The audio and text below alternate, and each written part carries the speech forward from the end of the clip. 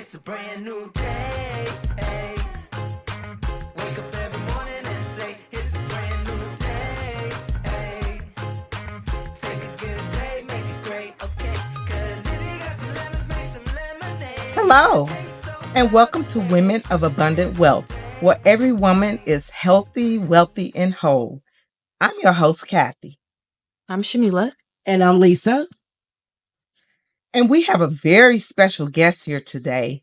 Our guest happens to be our executive producer of this show, Miss Katrina Lokko. Welcome, Katrina. Hello. Thank you guys for having me. It is an honor and a privilege to be sitting here with you guys today. I am happy to be here. Thank you for being here. Yes. So I'm here and I'm just ready for you to shoot away whatever you want to ask. Okay, well, let's just jump right on in. So, what inspired you to create this show and host it, as well as how did you come up with the name Women of Abundant Wealth? Okay, I feel like this is a Sophia moment, but instead of Sicily 1929, I'll just say Clarksville, Tennessee, 2003. I had a janitorial business. It was very, very thriving and profitable. And I did contracts for Army Corps engineer. We were doing really well and we continued to do well. But there was something inside of me that was like, there's more, because I originally started the cleaning business for my publishing company, to fund the publishing company. It was easy to break into the cleaning industry, and it was easy to use that for capital for the publishing company, for the printing company, all of that. And so one day I was in prayer. And I was like, Lord, I said, I'm thanking you for everything that you have blessed me with, and this is going good. I thank you for my employees. No different day, the same thing I pray every morning. And he just kept tugging me to go deeper in prayer. So I began to go deeper in prayer. And he whispered to me, he said, I want to show you something. And I closed my eyes and he was showing me women who were being held, like held captive, held like in prison. And I thought, well, are you calling me? Silly thing. I said, you're calling me to prison ministry? And it wasn't that. It was in a time where women didn't have a voice. They didn't have a voice. And it was way before any social medias and all of that stuff. So it wasn't really prevalent. And he told me, he was like, just like those magazines you create for your clients in the publishing industry, I want you to create a magazine. And I've always wanted magazine. And so that was a no-brainer. And I was like, well, what am I calling this magazine? Is cleaning? What are we going to do? Am I turning the cleaning newsletter into a magazine? And I'm asking him these questions. And I just heard softly, Women of Abundant Wealth. Oh. And I was like, oh. And so it brought it home when I was seeing the women and knowing my own story. And he just started downloading and I just started writing. And it was a magazine and then it became a talk show. Now, mind you, at the time I had a contract and we were cleaning. One of our clients had a studio. He had a studio in his home and we cleaned his home and the studio. And so still, I wasn't putting all that together. And so one day I was in there cleaning his studio because one of my workers had called out and I was just cleaning the studio and, in my favorite spot. And he came in, he was like, I'm watching you clean the studio. You take so much pride in the studio. I love the work y'all do, da, da, da, da.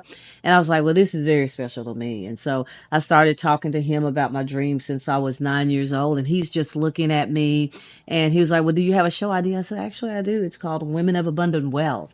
And this is what it looked like. And he was a believer. He's a believer as well. So I said, this is what it's looked like. And this is what it for. I ran it down. He was like, so when are we going to film it? I was like, hadn't really thought about that. And he was like, Katrina, you clean my studio. You're standing in the place where we can film it. And it just hit me. I was like, yeah, we are. And he was like, let's talk about it. Let's talk about it. He was like, you already have sponsors for other things. So just bring them over to this. And so that's what I did. I talked to a friend of mine who was another minister, and I was like, "Hey, you want to film my first show with me?" And she's like, "What show?" I was like, "Women of Abundant Wealth." And she's like, "I thought that was a magazine because we had already printed the magazine, Oh, okay. and we were already hosting different events around town and different health fairs and all that stuff. So it wasn't. But when the talk show came along, we were already in the community in Clarksville, yeah. Tennessee. And so she was like, "Sure, what are we talking about?" I said, "I don't know. Let's just talk." And so it's a little different from this setup because he captured us walking in the park, Oh, okay. and we do have that, still have that on film. He captured us walking in the park together, sitting in the grass together, and then coming into the studio. So there was different things that we wanted it to be. There was all kind of visions. So that was up there and it was running. And at the time, we were sending it out by emails and DVDs Oh, okay. because we didn't have all of what we had now. Right. So we would send it out by DVDs and by emails, and the women were getting it, and they were, getting bolder with coming forward, talking about their hopes and dreams at these events because the show would always So you talk had a about staff helping send out the DVD? I had, yes, I did. Okay. And it was my staff that I had cleaning. Since they were already being paid for cleaning, I just added tasks on. So it was just a no-brainer. The way God had set it all up, I had everything that I Wow. needed and didn't realize Right. that I had it. But it was Yeah. already there. And so He was preparing you. he really was. Yeah. He really was. And so then Women of Abundant Wealth was born, and I loved it. Had moved here in 2008, and so it stayed dormant for about 3 years. 3 years because I didn't have a studio to film for. But Okay. God had sent me to Dallas, and that's what I did. But I was studying the everything then. But by that time, technology caught up with us, and it was easy to jump into it. So, and I took it over to UANETWORK, which is here in Mesquite, and I aired there for 5 years consecutively. Wow. Oh, wow. Impressive. So that's what it was. We were just interviewing women, and we had men on there, interviewing women of all walks of life, all kinds of diverse backgrounds, because that's what it's about. It's putting women to the forefront to tell them, hey, you have a message, you have a voice, own your own voice, let it be heard, because one person don't have the answer. Right. All right. They Yes, just yes, don't. yes. Mm-mm. So, Miss Katrina, would you say being the owner of the janitorial service, the cleaning service, and the owner of the studio at that time, he inspired you, or who inspired you to continue that journey? Well, my grandmother was still alive at the time that I started the cleaning service, and I was doing the first episodes of Women of Abundant Wealth. She was still alive. And it was when I was 9 years old in her living room is when I told her I wanted my own television network. Okay. She encouraged me. She still encouraged me as I got older. She died a few months after that, but she was able to see that dream come to pass. So her, my mom, my pastor, my friends, just everybody. My story is not the story of, you tell your family and your friends your ideas and they don't support you. They don't see the vision. They absolutely seen the vision. Matter of fact, they would tell you, we've seen it all along because she'd been acting in that. Because when VCR tapes come out, well, first reel to reel, my father put a reel to reel camera in my hand when I was 11, and I was sold then. In front of the camera, behind the camera, it didn't matter. I was sold. So they had already seen that gift. It's just doing that full time and creating an income out of it was the question. Okay. Yeah. So, Well, you do wear many hats. So can you tell us some of the things that you do that you want us to know? I don't know. It is a Start lot, with but that- it's that a lot, list. but it's Bring not out a that lot. list. And I will say, because I want women to understand, because there is people out there say you're doing too many things, da da da da da da da da. But if all the things that you're doing are connecting the dots in everything, then keep doing that. And I will use this as an example. I knew one of my mentors, she owned a McDonald's franchise. Well, then she went on to buy the bun company that serviced the McDonald's and just little things. So even though there was all type of separate businesses, it all led to one pot. So everything that I do leads to one part. Like I am a business consultant, certified business consultant. I help individuals start their business. Business is all kind. I'm an actor. I'm a speaker. I'm an author. And I'm a talk show host, and I'm an executive producer of shows, and we own a television network and magazine editors. So it all is within the same arena. It's Yes. not separate. It's just different departments. Like you have Walmart, and they have the health and beauty, then they have food, then they have the Right. pharmacy. So that we kind of look at ourselves like we have different Yes. departments. It's not Yes. different thing. So Yeah, because we have so many gifts. Why just keep it into one Right. little pot? Exactly. Yeah, you Yeah. just kind of spread it out a little Yeah. bit. Mm-hmm. yeah. Yeah, because That way you can reach far. Yes, you can. Because you can't just put things on television and use several, one or two. You have to reach people where they are, because everybody may not watch the talk show, but they That's may right. read a magazine. Uh-huh. Some people that That's read the right. magazine may not want to read the magazine, but see the talk show. Yes. And then some of them may want, well, let's just read their book. Yes. Right. Yes. So you have to yes. know your audience. It's all about knowing the audience. So many times we try to build stuff based on what we like. Because if I had my way with it, everything would be pink. Everywhere we went, it would be pink, and it would look like this. But you can't do that. You have to look at it with people in mind. That's right. Yeah. That's right. Exactly. So I know that you are ministering in India as well via Facebook. How did that happen? Wow. That's kind of like what's thrown in there. When I was little, I did have the pulling of God on me, but I didn't really think much of it. I really didn't think much of it at all. But I remember one day, and this was during doing all the shows and all this stuff. I remember one day just thinking really clearly, like, I think I'm called a minister. It just came up, and I was like, but why would I think that? I've never thought that I was called a minister. And I remember me and my friend Peggy, we would always be in the Yahoo chat rooms. So we met this pastor. His name was Pastor Josh. His name is Pastor Joshua. He's in India. We met him in a Yahoo chat room before we could even see each other. And so we started talking to him, and then we started donating to him. We started sending him words of encouragement. Then we started sending his congregation words of encouragement. And then he just told us, when everything was visible, well, how about you guys come on and speak to the women and send us, encouraging messages, and let's do Facebook together, and let's do this together. And it just sort of happened. So with the time difference, how does that work for you? I don't get a lot of sleep sometimes, because sometimes when I need to be asleep, they're up and ready to go. But I'm okay with it. God gives me grace. Yeah. He gives me grace, and it's not every night. Right. It's just certain times, So that's good. So Yeah. sometimes we have to sacrifice. We for do. the greater good. Yes, we do. And people out But there is hungry. it really a sacrifice if you enjoy it, though? It's not. Exactly. That's That's not. what I True. was That's thinking. true. It's not, because I don't call anything I Something do you the love- sacrifice. Right. love doing. Yes, absolutely. Yeah, so I do have a question. So I know that you love you some coffee. Now, if you can sit down with, say, like a historical figure to have a cup of coffee, who would it be? Oh my goodness. It would be my two grandmothers. It would be them, because there's still stuff that I need. need some They had chance. told me, they had told me, and I was like, oh, okay, Nanny, Grandma Pearlie, that whatever, But now I'm like, but what did they mean? Exactly. Now I Because can't we're ask younger, them. we didn't really understand it. Then we get No. older, things start to click in.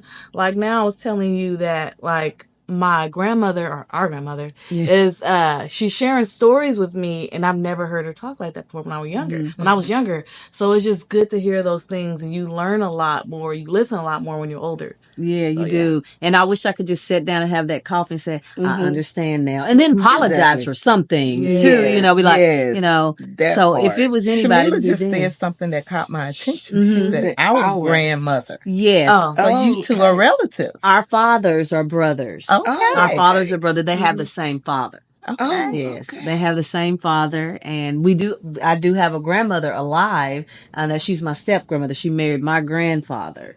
So, but yeah, she's yeah. Can we talk? I want to tell the story kind of how we met, because we didn't know each other our whole life. Okay. I literally met wow. Katrina, over 4 years ago when I first moved here. Wow. Before I moved here. So, I think it was a Facebook picture, and she commented on the picture. It was like, hey, family, some of you guys I know, some of you guys I don't know. And then I was going to comment, and then something threw me off, so I didn't comment. Someone else commented below her, like, a couple of weeks later on the picture. And then I seen hers, and I went to her page because I was going to inbox her, and I seen that she's in Dallas, and I was looking to move to Dallas. I'm like, oh my God, we got to connect. So I inboxed her when I came out here. Before I moved out here, I came out here to visit, to look for a job. And we met up, and I'm like, oh my God, this is my cousin. Because I always felt so like out of place, and just meeting her, it was just like, wow, this is Instant. Yeah, it was like, home. This is my Yeah. home. This is, my person, because it's so much. She told me so much about our grandfather, because I've never met him. And so I was just like, just kind of like missing links, Yeah. just kind of that family member that you just met, like Yes. long lost. Yes. I'm like, cousin, I've been looking for you now. But yeah, Yeah. Wow. I like to tell that story. But go ahead. That's Now I'd always know, because like my aunts and uncles on her side, right? On that in California, they're all close to our age. So my grandfather had separate children. There's what, maybe like 20 children. So they're closer to my age, so I could connect to him. Like, she's the age of my kids. okay. Oh, okay. She's the age of my kids, but it works out perfectly. And so I had always known my aunts and uncles were really close to them, but just didn't know some of their kids were, especially her. And some of the other ones' kids, they lived in Tennessee for a while until they moved back. So I knew them, And but they I all didn't know visited them frequently. Yeah, but she didn't visit frequently. So Oh. yeah. Oh, wow. Now, I know you said that your family and friends were very supportive. Can you think of anyone that doubted you or your success? Okay, is that where I exit? No, I'm just kidding. But anyway, this is where you but I know. yeah, because I want to tell people this. I want to Look tell in the camera teachers. and I want to tell teachers this. I want to tell individuals this. First of all, no one knows what a thing will be. Yes. No one knows what a person will end up being when it's all said and done. Exactly. So you have to really watch what you say about people, how you say about it, and when you say it, and what you say over them, because Yes. you do not know what they will become. right. You do not. So it's best that we just don't say nothing at all. Now, I was that child. I was very boisterous. I was very outgoing. I was the one that stayed in trouble a lot. My parents, when they would You were in bring trouble? Yes. What? My parents, when they took me out in public and people addressed me and asked me a question, they cringed. My parents literally cringed because they were like, they'll tell you, because they didn't know what was going to come out of my mouth. Like if somebody said, "Now, do you like my dress?" I probably said, and there was times I did. No, they just didn't tell you. You looked really horrible. Oh, in that. my God. So I was that child. And I was also that child that people would tell their mom, "Please don't bring her back. She asked too many questions. She's too grown. She's just all kinds of stuff." So it kind of sent me in a different type of way. It sent me in a different type of way, the abandonment, the rejection, because nobody wanted. I was really wise beyond my years. Yes. And partial of that's because my parents had me later in life, and I had older siblings. Like my brother was 18 years older than me, my sister. So I had older siblings, and I always sat around the Picked up old stuff people. fast. So I Yes. picked it up. Yeah, I picked it up really fast. And so nobody wanted their kids around somebody who knew a lot of stuff. Yeah. They knew 2 4s with Yeah. 8. Yes. And so I remember I had a lot of good teachers that encouraged me, but there was several teachers that really discouraged me. When I would tell them one teacher, she said, "Well, what do you want to do?" And this was when I was a teen. I was like, "Well, what I want to do is I want to own this and I want to own that." And she looked at me how you looked at me now. She was like, "Okay, I'm not here for any jokes, Katrina." Like, I'm not either. She's like, "I'm not here for jokes. For once, will you be serious?" And I'm thinking, yeah, I'm telling you what I want. Well, that's just absurd. She's like, do I need to put you an application in? Do you want an application for Opryland Hotel so that you can be a housekeeper? That's what she said to me. Oh. Now, there's nothing wrong with housekeeping, obviously, because I owned a cleaning service, but she just squashed everything that she ever told. But thank God that he always has a ram in the bush. Yes. Because after that, I was acting up in a class. And Miss Finley, I love her dearly. She's gone on now. And so I was telling her something. She's like, "Well, what do you want to do?" And I told her, she was like, "Well, that's easy." I was like, well, no, because da da da da. And I explained to her why I said that, and she was like, rubbish. Rubbish. And she was like, this is how you're gonna, she told me then, she was like, this is how you're gonna do it. She was like, I don't care that you're, because my grades weren't that good. I was not in school to learn. I was in school to socialize. Yeah. I was in school to yes. socialize, and at the time I wanted to be a high fashion model, so I just wanted to look good, network, Yes. and graduate. Exactly. Like All I those wasn't things. there. Yeah. I wasn't From there. networking. I wasn't my parents' child that was very academic. I was athletic. Yes. I was, like I said, high fashion, all that stuff, Not but just academic. not academic at all. I do have a question. So do you feel like you had doubts? Do you think because you were a girl? Do you think because you're a single? Like, what do you think it was? I will say this. I was a young Black woman in the South. Okay. Yeah. And what she was saying, she wasn't saying it because she was racist, but they were racist tendencies. And she wasn't even aware of it, because how she was raised, she was just telling me what the norm would be. This is how it is, and you need to be realistic. She was telling it according to what she believed herself, but it was still a very bad thing to say to a child, Right. yes. to a teen. So you have to watch that. So it did discourage me, even though I was very vibrant and I always swam against the current and stuff. That did something to me that day when she said that, because I highly respected her. Yes.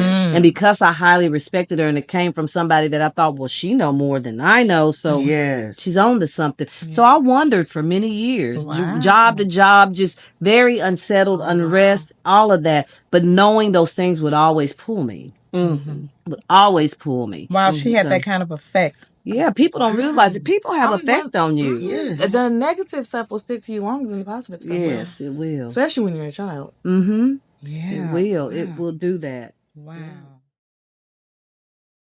Well, what moment, if you can remember, in your life, when did you decide to surrender yourself to be a vessel in ministry?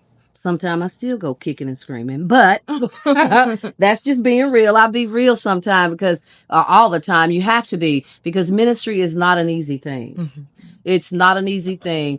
I remember in 2004, like I was saying, just the pulling. It was stronger than I'd ever felt it before, just the pulling. And I remember one day, and I was married at the time, and I told my husband, I was like, we need to go to church, because I was still hanging out in clubs, trying to DJ, just having a good old time. Oh, you was a DJ. Oh, honey. I told you. Yes. She had a lot of jobs. That was, I told you, anywhere there was a mic or a camera, that's where I was. And I was, spit us a little something. no, girl, I'm kind of You rusty. lived like 20 different lives. Like, really. I did. And I That's lived good, them though. well. Yes. Lived them well. Some regrets, of course, because, you know, you're wild in the world and stuff like that. But in 2004, I remember telling him we're going to church, and he just laughed. He was like, I feel ashamed to go to church. We just went to the club last night. We're out drinking, hanging out. You're on the DJ stand. We're dancing in the club. And now you're talking about going to church. And I was like, well, half the people that was in there be at church. I mean, like, In the choir. real talk. And I'm like, okay, so we went. And as we went and we were listening to the pastor,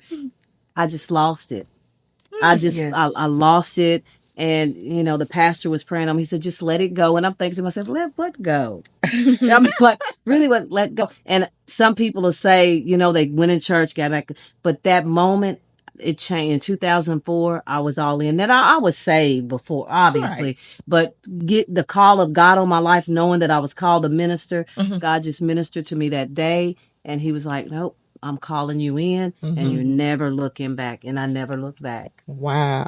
Never looked back. And so you are an ordained minister. Yes, I am. I'm ordained through, of course, God first, but Bread of Life Christian Center is where my ordination came from. That's where they, you know, publicly announced, and also Messiah Ministry International as well. So I am an ordained minister, and I love it. I love ministering to people. Yep. Okay, we're going to go to a commercial break, and we'll be right back with Miss Katrina Lokko. Brand new day. Wake up every morning and say it's a brand new day. Take a good Welcome back break. with Miss Katrina Lokko. So we're going to take the questions a different direction at this time. So I read a post on social media that I really liked that you posted. You said, what I love about my entire family, it was around Thanksgiving time, so you might remember it. What I love about my entire family on both sides is that we really love people and each other. Can you elaborate more on how you and your family love people and each other? Yes. My family is a different breed. Like I said earlier, I mean, every family has issues or whatever, but we work them out, but not issues to where we're fighting each other, bashing each other, not support where we're not Yes. supporting each other. My family is really a rare family. We do love each other, and we mesh our families together. Like when we get married or bring friends on, well, they become families. We have family that have been adopted into our family, and we love each other. So now there's just so many of us, and you don't even know who's really related or not related now because we've just adopted everybody. And once you stay in our family, you're not leaving. And that's unfortunate for us that have boyfriends that we don't want around anymore. Yes. Because they even that my aunts and people, oh, call such and such. Why? We don't see each other no more. Well, invite them over. No, but they be like, they ain't caring about what we think. Well, the Lord would want us. Well, could you tell the Lord for me that I said Exactly. But so once you're in our family, it's like, okay, yeah, you're family. And so I really appreciate it. And that is on both sides. Like my grandmothers, from my dad's side and from my mom's side, I was always with them. They were close. Okay. So it was like there was no room for me to play both sides as a kid. You know how kids sometimes couldn't play that because both my grandparents were around and all the family was friends. We did life together. We lived in the same neighborhood together. Okay. My one grandmother lived up here and you went up the hill. There was my other grandmother. So I was always in the same neighborhood with my family. So until I moved to Dallas, I was always with family. And now, we have her, and then we have two other cousins that are here that we Okay. are going to connect with. Okay. But just always around family. And it's like, if I am not, I talk to my mom 3 or 4 times a day. Oh, that's good. Always 3 or Yes. 4 times a day. And so, and other family members, we all call and check on each other. We love each other. If there's anything we can do for each other and we have it, we do that. It's just, we have a very strong gift of love. And I inquired of the Lord about that. I was like, what is it? Every family have that one thing. And ours is that strong commitment to love people no matter what. Yes. No matter what. We love people. We want to make sure. My father, oh my God, food and music cured everything. That was his remedy for everything. Yes. When somebody died, let's eat and play music. When somebody lost a job, let's eat and play music. When somebody was born, let's eat and play music. If somebody was sick, let's eat and play music. That was the cure for everything. Well, let's just call everybody over and eat and play music. They'll heal. Well, that seems to be a thing, Yes. having a meal for celebrations and such things. Yeah. Yeah. So. Yeah, even better, right? In her song, she said when people was having problems in their relationship, they would call people over, have a cookout, Yeah. and then they say, "Don't blame Mr. Charlie." I ain't gonna be in my business. I'm gonna look out over my relationship. Yeah, and they would, But it's family, it is community. family. Yep. It's bringing people together. Yes. And nowadays, they don't do that. I'm used to that as well because, and I totally understand and believe that part of that song because when people are going through things, somebody will conjure up, as they would say, a little cookout, or soul food dinner, something to bring them It is about the together support and and hold try each to other help them accountable with those too. problems, Yes. the financial, mental, You're right. personal, whatever it is, they will usher in all of the support so that they would ease up and things will kind of work out, Yes. you know. And definitely hold each other yes, accountable. yes, Because that's one thing absolutely. about my family. You can't get away with stuff, especially with my If you- mother and my aunts. They'll call a spade, and you be like, Yes. oh, I thought I was going to get away with that. No, But I But think no, that's an issue. it's No. When you not. have people the who only just- time you can they're gonna fix agree it. with everything that you're doing, even if it's Oh, wrong. yeah, that's wrong. Mm. Yeah. The only way you're gonna be able to correct the problem, fix the problem, or get healed is to understand that you did something wrong. Exactly. Yeah. That's what it You starts, have to yeah. understand Exactly. and know that, okay, that wasn't right. What can I do to fix it? What can I do to change it? What can I do to heal? How can I even get started? You know, who can help me?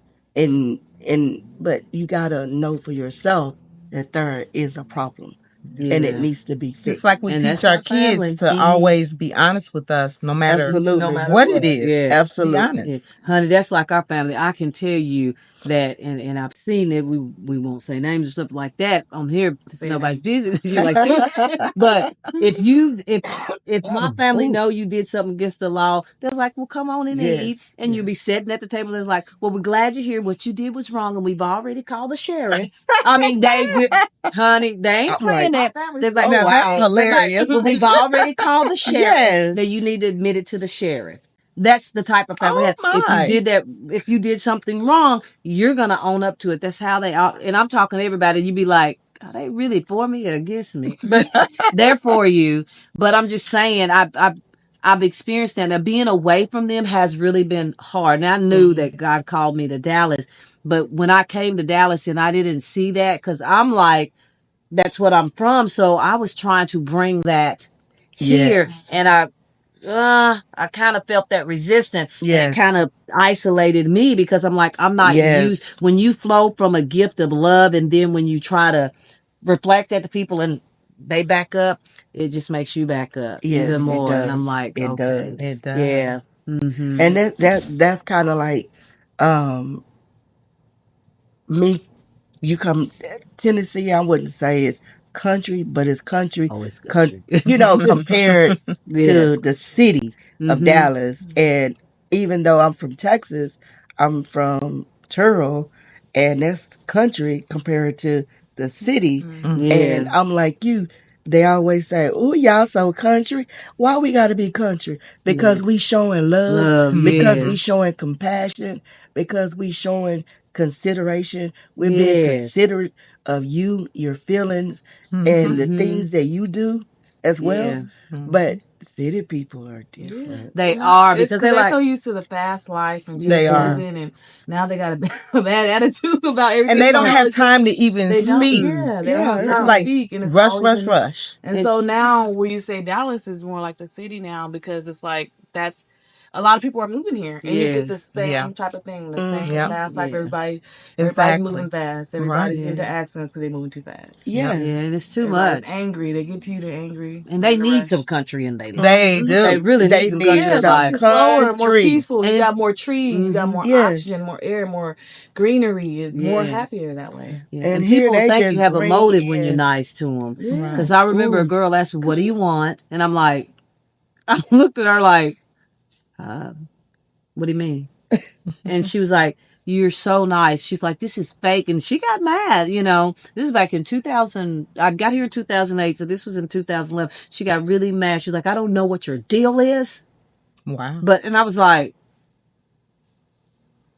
and my Scary. thought was like, the kingdom of heaven suffered violent, and violent take it by force. Just because I'm a minister, don't think I won't pop you in your eye. That's like you're yelling at me, like Right. And that's sad because people, Yes. you have walking victims around here. They're Yeah, used to being absolutely, treated yeah. poorly, and then they stick with that, and they think that everyone who's It's nice out to is get out to them. get Yeah, Yeah. yeah. And I was like, so I just didn't ask those questions, and it stifled me. But then I just really had to let the Most High really just heal me from even that. Like, okay, so nobody wants what I have, and so then I met a group of people who did. There you go. And they loved it, yes. and they embraced the love. They embraced what I bring to the table, and I was Yes. like, "Thank you, Papa," because it has to go somewhere. When you have a gift, it has to be used. It has to be free to roam around the building, so to speak. And so I'm just grateful for that. I'm really grateful.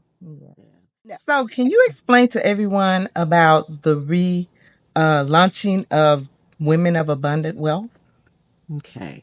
So when I stopped doing Women of the Abundant Wealth, it was God was showing me that there were so many men. When I mean there were men, and they weren't just calling me or in my inbox being, it wasn't nothing sexual. They weren't flirting. It was none of that.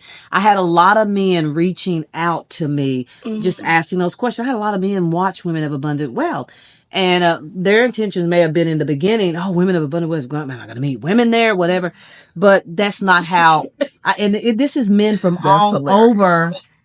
all over the world. They were asking me relationship question and marital questions and all kinds of stuff. And it got really deep. How can I be a better husband? And I was like, wow, I actually have men asking how can they be a better husband. I think this is really cool because men obviously want to be better husbands or better mates. And so I'm praying one night and God said it's going to change. The name of the show is going to change. The name of the magazine is going to change. And he's like, Bold and Unique Business Magazine. And your show is now Bold and Unique Living with Katrina Lokko. Well, Bold and Unique, that was the name of my printing business. It was Bold and Unique Printing and Elaborate Weddings. And Bold and Unique was a thing that I would say in my teens to my mid 20s. And I had it plastered on my car, Bold and Unique, Bold and Unique. Everybody knew me, Bold and Unique. And I have a tattoo on my arm, and I was supposed to put Bold and Unique on there, but it hurt it too much. So I just told the guy, just put love on there, just put love. But everything was Bold and Unique. And, that was childhood stuff. So I let it go. So when he said that, it hit me. It hit me hard. And I was like, well, what do I do with Women of Abundant Wealth? He said, I have a plan for Women of Abundant Wealth. So I hadn't did Women of Abundant Wealth since 2016. Okay. It's only been Bold and Unique Living with Katrina Lokko, Bold and Unique Business Magazine. And so about a year and a half ago, God has said, women, and I was like, what do you mean? You want me to give up Bold and Unique Living with Katrina Lokko to come back? No, that's the devil. And he was like, no, I want you to have other women hosted. That was the whole premises of Women of Abundant Wealth. Okay. It was never meant for me to monopolize it, right? Okay. It was for other women. You guys are hosting it. You'll have other people come on. It'll interchange. We'll go visit people and just women. Of course, yes, we'll interview men and have men on because men have a lot to offer for us women because I'm not that woman that believe we should leave men out. Right. I'm not that. I don't believe that either. Absolutely. Need him. Yeah. And so back there. Just bringing it back to life, putting it in its perspective, because we're in a time now where women have gotten so off track. I'll say that people might get mad, but I don't really care because we need to hear it, because we need to heal and we need to move forward. Yes, women have gotten so off track. We have become so gossipy, so backbiting against each other, jealousy, strife, all kinds of stuff that we should not be, because we're nurturers and we are bringing this stuff into raising our children. So we're sending men out into the world with what we have in them. Yep. And so it needs to be said, and this is a safe place. We're not going to tell people's business. Can you be trusted as a woman? Can you really be trusted with somebody's business? Why are you gossiping with all these people? Women need to heal, and a lot of women have been hurt because of other women. Yes. Because of things that other women said or done to them. Right. And we need to stop that. And I am that woman that I'm like, we're just not going to treat her like this. Or I know you carry secrets because we've talked about some things that have happened to me, and it's going to go to the grave. And I appreciate that. Yes, because I've been that woman where there was a time in my life where I was going through some very, very hard things, and I shared it, and it became the tabloid, and it did more damage to me. I didn't heal because that did more damage. I was already wounded, and you added more hurt, kicked me when I down. So I know what that feels like. And so I'm like, I don't want to be that for other women. I want to be a really safe place. I want to know, I don't have to know if you don't want to tell me, but if I know something dark about you, then that's where it's going to stay. And as long as you're getting healed from that, and I'm still not going to tell it, even if you're not, we're just not going to fool with you. But definitely if you're getting healed from that, that's just not something that you don't need to be hurt like that. You just don't. You don't. It's closed the closet door. Yes, That slows down the healing once you just start yapping to it everybody else does. about Right. It does. Exactly. Because adding more like trauma it to it. re-injures Yes, and it opens does. it up. It does. Yeah. They can't be trusted. That's the reason why when I was telling Shamila, someone had reached out to me just the other day asking me to join some group, and I responded back to her. I was like, okay, so I have a few questions about your group, and we've talked about this before too. I said, I have a few questions about your group. It's a woman's group, yes. But if you got cliques in that group, I'm not coming. If you're gossiping in there, I'm not coming. If you belittling other women in there, I'm Right. not coming. I'm not going to be a part of something that's causing more injury to other women. So if Exactly. this is the type of group you have, please just pass me up, and I know that I won't be there. I won't be there. I'm not into cliques. I'm not into gossip. I'm not into hitting and beating on other women when they down.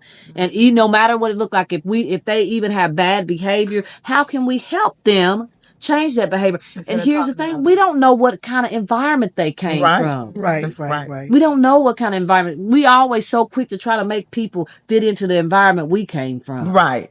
You know, that you're supposed to do things like this. Well, that may be their And norm. they don't know. They Yeah. don't know. And Yeah. that's right. And so I don't want to be that woman to kick people when they're down. And women of abundant wealth is, we talk about it being healthy, wealthy, and whole. Well, it's all the aspect of it. Healthy, physically, mentally, spiritually, wealthy, financially, and in other means of it. And whole. You whole when you can be here with another woman and know things about her and still love her Right. regardless. Regardless. That's Yeah. empowerment. It is. And that means you're healed. Yes. If you're still gossiping about what somebody's done, Oh, you're not no. healed yourself. Right. Exactly. Yeah.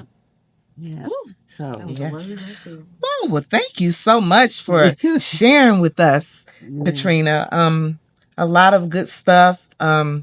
Ladies, you need to be watching this. You're Yes. gonna learn a lot. You're gonna get some good nuggets. Yes. So, with that being said, we want to say good evening and good night to everyone, and thank you for joining us. Take a good day, make it great, okay? 'Cause if you got some lemons, make some lemonade. Yeah, chase those clouds away. It's a brand new day. Hey, it's a brand new day. It's a brand new day.